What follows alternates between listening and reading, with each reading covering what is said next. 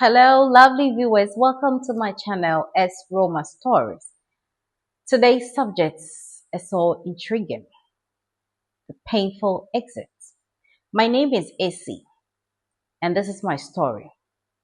I used to believe that love meant staying, forgiving, and fighting for the person you had chosen. I believed that when two people truly love each other, they would overcome anything together. When I met Kwame, we met in Kumasi through a mutual friend at a small birthday gathering.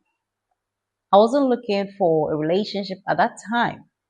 I was focused on my work and helping my mother take care of my younger siblings. Kwame was different from the men I previously met. He was calm, respectful, and hardworking. He didn't try to impress me with expensive gifts. Instead, he listened whenever I spoke. One evening, while we were walking home after meeting some friends, he told me, Esi, I don't have everything yet, but I know where I'm going. I smiled. That's enough for me. Our relationship grew slowly. He visited my family in Kumasi and treated my mother with respect. My mother liked him immediately. That man has good character, she told me one afternoon. After almost a year together, Kwame received a job opportunity in Accra. It wasn't an easy decision. He asked me to move with him. I don't want to build my future without you, he said. I eventually agreed. Moving to Accra was difficult at first. We rented a small apartment and struggled together. There were days when we couldn't afford unnecessary things, but I didn't complain. I believe we were building something. After 2 years together, Kwame finally proposed. I said yes without hesitation. I thought I had found the man I would grow old with. Didn't know that the man I trusted completely would eventually become the reason I would have to learn how to live without him. Planning our wedding became the happiest part of our lives. Both families were involved and our relatives constantly discussed preparations. My mother was excited, whilst Kwame's family treated me like their daughter. But preparing for marriage wasn't easy. Kwame was still trying to establish himself financially, so I contributed whenever I could. I used some of my savings to help secure our future apartment. I never saw it as a sacrifice. I saw it as teamwork. Then something unexpected happened. When I lost, when Kwame lost his job, he came home one evening looking defeated. AC, they have let me go. I immediately hugged him. Don't worry, we will figure it out. For months, I supported him financially. I paid some of our bills and even reduced my personal expenses. During that period, I received an opportunity to relocate abroad for work. It was an opportunity I had dreamed about for years. When I told Kwame, his face changed. Are you planning to leave me? No, I replied. I'm only considering it because it's a good opportunity. He held my hands. Please stay. We could build our future here. I thought about everything we had been through, so I turned down the opportunity. My friends thought I was making a mistake. One of them told me, AC, don't sacrifice your future for a man. I defended Kwame. You don't understand what we have. We have. Eventually, Kwame found another job. I was relieved. Things seemed to improve financially, but something else changed. He became distant. He started spending more time on his phone and coming home late. When I asked him what was happening, He always had an explanation. Work is stressful. I believed him. One night I noticed he had changed the password on his phone. When I asked why, he became irritated. Why are you always checking up on me? I was shocked. I only asked a question. He walked away. That was the first time I wondered whether the man I loved was hiding something from me. Kwame's behavior continued changing. He began taking phone calls outside the apartment. Sometimes he would smile at his phone and quickly turn the screen away when I approached. Whenever I asked him about it, he accused me of being suspicious. You don't trust me? He would say. I trust you, Kwame. I'm just confused. But he never gave me a proper answer. One Saturday, Kwame told me he had to attend a work meeting. I didn't think much of it. Later that evening, I went to buy something from a nearby supermarket and unexpectedly saw him. He wasn't alone.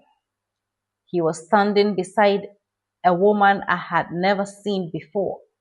They were laughing together. The woman touched his arm in a way that immediately made my stomach tighten. Kwame saw me. His smile disappeared. Esi, I walked towards them. Who is she? The woman looked uncomfortable. Kwame quickly said, She's my colleague. I looked at her. Your colleague? She nodded. I didn't make a scene. I simply walked away. That night, I waited for Kwame to come home. When he finally arrived, I asked him directly, Who is that woman? He became defensive. I already told you she is my colleague. Why were you lying about being at work? He became silent. Then he finally admitted her name was Ajua. They had been seeing each other for several months. My heart broke. What did you tell her about me? Kwame couldn't look at me. Then he said, the words that hurt more than the affair itself. I told her I was single. I felt as if the floor had disappeared beneath me. I had sacrificed my career opportunity. I had supported him whilst he had nothing. I had defended him to everyone. And he had been presenting himself to someone and another woman as a married man. I cried that night. Kwame apologized repeatedly. I made a terrible mistake. He promised to end everything with Ajwa. Because I still love him, I decided to forgive him. But forgiveness will soon become another painful lesson to learn. For several weeks, Kwame behaved like the man I had fallen in love with. He came home earlier. He spent more time with me. He apologized when we argued. I wanted to believe everything was finally over. One evening, he looked at me. He took me for dinner. Esi, I don't want to lose you, he said. I looked at him. Then don't give me another reason to leave. He promised me he wouldn't. I believed him. A few months later, I noticed something strange. Our finances weren't adding up. Kwame's salary had increased, but he had constantly been complaining that he had no money. One day, I needed money for an urgent family matter. When I asked him for help, he became irritated. I don't have anything. I didn't argue. Later that night, I checked our joint account and noticed several transfers I didn't recognize. I confronted him. What are these payments for? He stared at the screen. They are nothing. Kwame, Kwame, money is leaving the account. He became angry. Why are you checking my finances? Because we are married. He eventually admitted that he had been sending money to Ajua. I couldn't believe it. You told me you ended things. I did. Then why are you still sending her money? He remained silent. I felt betrayed over and over again. Then I discovered something even worse. Kwame had been viewing apartments without telling me. I asked him about it. Are you planning to move out? He didn't answer. My heart sank. Kwame, what are you planning? Finally, he admitted that he had been thinking about leaving. I sat quietly. The man who had once begged me not to leave him was now secretly planning to leave. Then my phone rang. It was Ajua. I stared at the number for several seconds before answering. Her voice was trembling. Esi, there is something you need to know. I already knew it was going to hurt, but I wasn't prepared for what she said next. Esi, I am pregnant. For several seconds, I simply held the phone against my ear. Are you sure? I finally asked. Yes. I ended the call and sat quietly. When Kwame returned home, I was waiting for him. Adra called me. His face changed immediately. What did she say? She said she's pregnant. Kwame sat down. I expected him to deny it. Instead, he covered his face with his hands. That silence gave me the answer. So it's true? He nodded. I felt something inside me break completely. You told me it was over. I made a mistake. Again, he stood up and came towards me. Esi, please don't leave me. I stepped away. What do you want me to do then? I will take responsibility for the child, but I don't want to lose you. I stared at him. You want me to stay whilst you build another family? It's not like that. Then what is it like? He couldn't answer. He begged me to give him time. He said the pregnancy had been unexpected. He promised that he would handle everything, but I had heard that enough promises. I remembered the opportunity abroad that I rejected because of him. I remembered supporting him when he lost his job. I remembered defending him when my friends warned me. I remembered forgiving him after the first betrayal. How many times was I expected to sacrifice myself? Viewers. That night, I called my mother. Mom, I think I'm coming home. She was silent. Then she asked, what happened? I told her everything. She sighed. Esi, relationships are not easy. Sometimes a woman has to endure. Those words hurt me. I know, Mom, but how much should I endure? I had no answer. The next morning, I packed my belongings. Kwame watched me. Please don't go. I looked at him through my tears. I'm not leaving because I don't love you. I paused.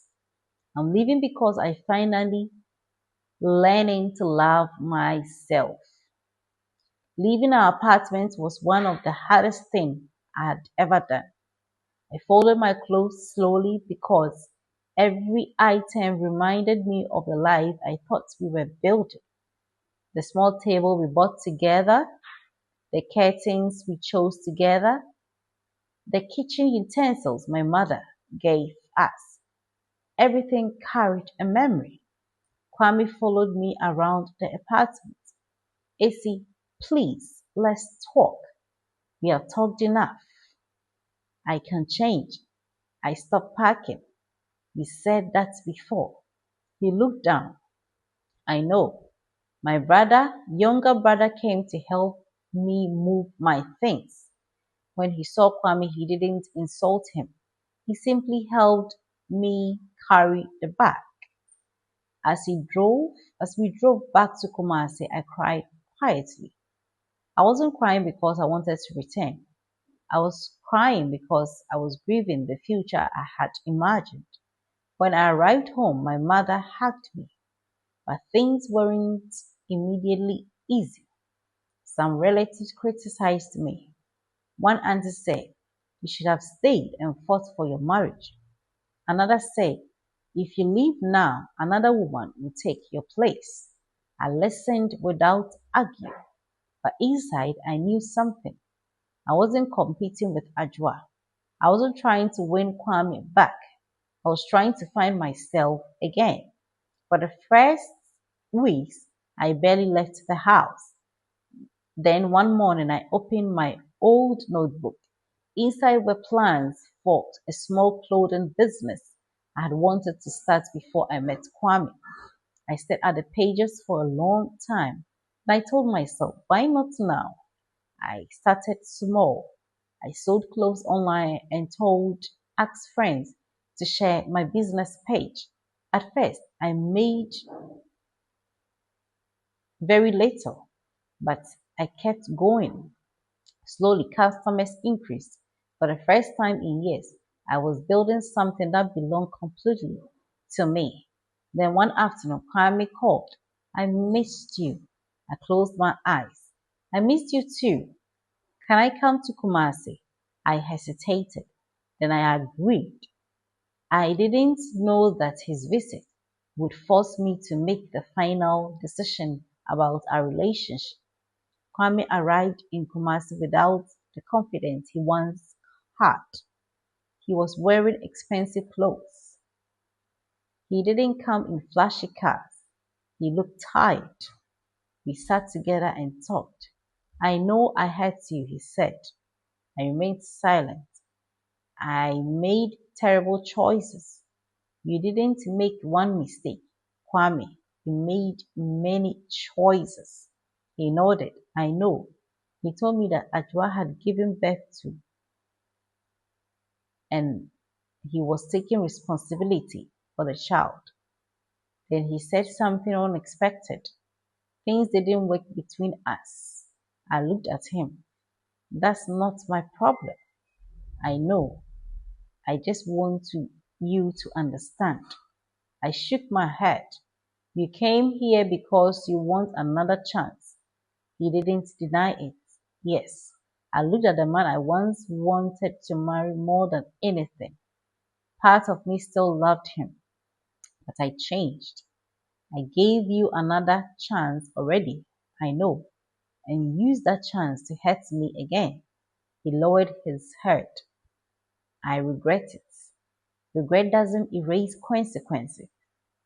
He became emotional. "Esi, I don't want to lose you forever." I looked at him carefully. "You should have thought about that before lying to me." He cried.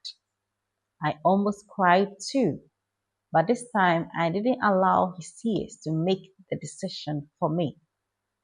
I had spent too long confusing love with endurance. My business was growing. I was becoming financially independent. I finally understood that leaving Kwame didn't mean my life had ended. It meant I had given myself another beginning. Because before he left, he asked one final question. "Is there no possibility of us getting back together?" I took a deep breath. There are always There may always be a part of me that loves you. He looked hopeful. "But I cannot return to the woman I was just to make you comfortable." His face fell. He nodded slowly. Then he left. I cried after he was gone. But this time my tears were different. They were not tears of regret. They were tears of release. Months passed. After Kwame's final visit, my clothing business continued growing. I eventually rented a small shop in Kumasi and hired one assistant. The woman who once depended on Kwame emotionally and financially was slowly becoming independent. My relationship with my mother also changed. One evening, she sat beside and held my hand. Esi, I owe you an apology. I looked at her. For what? I told you to endure because I thought marriage was the most important thing. She sighed, but I understand now that peace is also important. I smiled. I know you only wanted the best for me. She nodded. Just don't make the same mistake again. I laughed softly. I won't. Sometimes I think about Kwame. I don't hate him. I don't wish him harm. He was once an important part of my life, but I no longer confuse missing someone with needing them. That was the biggest lesson I learned. I used to believe that leaving meant failure. Now I understand that sometimes leaving is the bravest thing a person can do. I didn't leave because Kwame was poor. I left because he betrayed my trust repeatedly. I didn't leave because another woman became pregnant. I left because I realized I deserve honesty, respect, and peace. My exit was painful. There were nights when I cried myself to sleep. There were moments when I wanted to call him. There were times when people made me feel as though I had failed. But every morning, I remind myself why I left. Today, when young women ask me about relationship, I don't tell them to leave at the first problem. I tell them to look at patterns. Love requires forgiveness, but forgiveness should not become permission for repeated betrayal. Sometimes the hardest goodbye is the one that saves your future. I loved Kwame. I probably always will in some small corner of my heart. But I finally understood something more important. I had to choose myself. So, as Roma viewers, what would you have done if you were in my position? Would you have given Kwame another chance and stayed with him after he fathered another woman's child? Or would you have made the painful decision to leave? Do you think I made the right decision? Please share your honest opinion in the comment section. I would love to, I would love to hear from you and know what you would have done. Until next time, stay blessed. Thank you.